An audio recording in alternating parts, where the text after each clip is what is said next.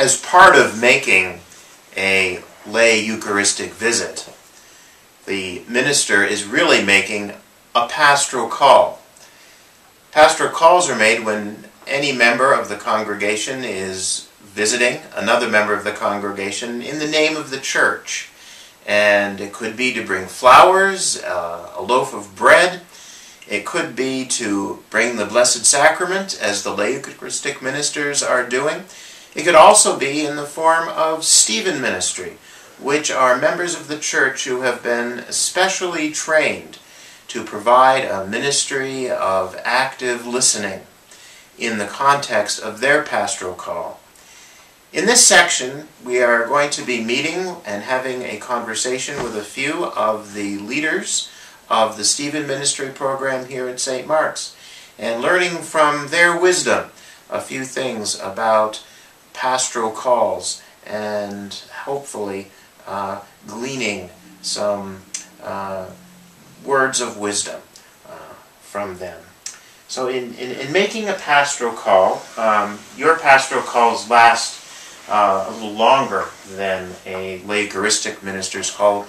Those would be about an hour in length.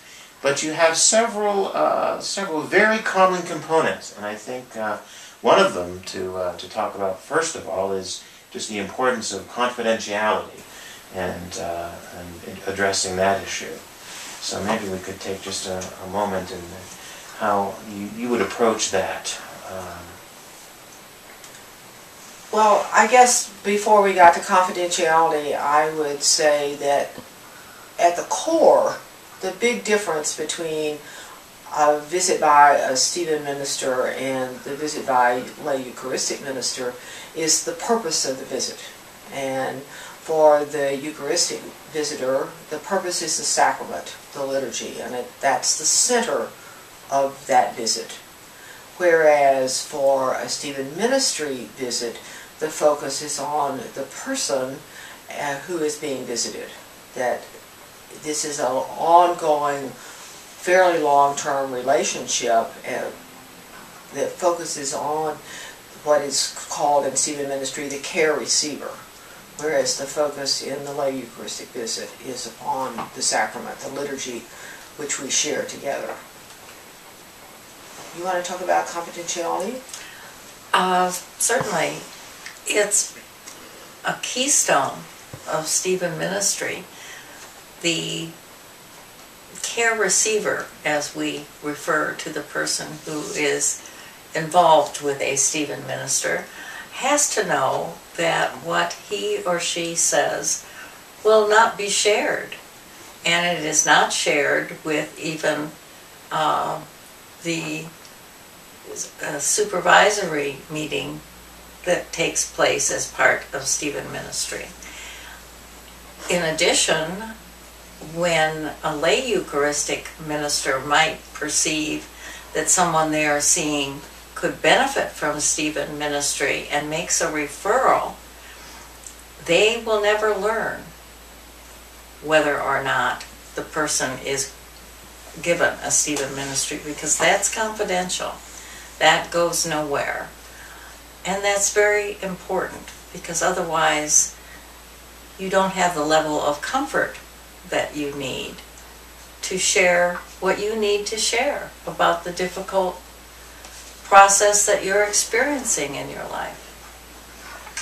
So sharing parts of what's going on in one's life and sharing a bit about what's going on at St. Mark's is very much part of a pastoral visit.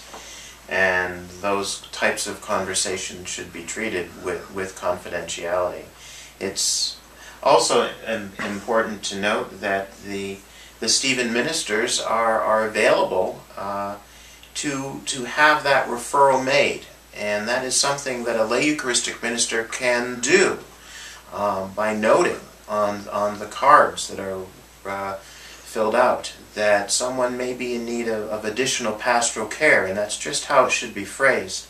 And those cards, when they're reviewed, will be passed on to the lay Eucharistic ministry leadership and to myself, and then we can perhaps be able to make the appropriate pairing of a Stephen minister, if that's appropriate, for someone to have a more intense series of visits scheduled, as the Stephen Ministers visit weekly, and also have, as we've talked before, that training that lets them be the active pastoral listener for someone who might need it.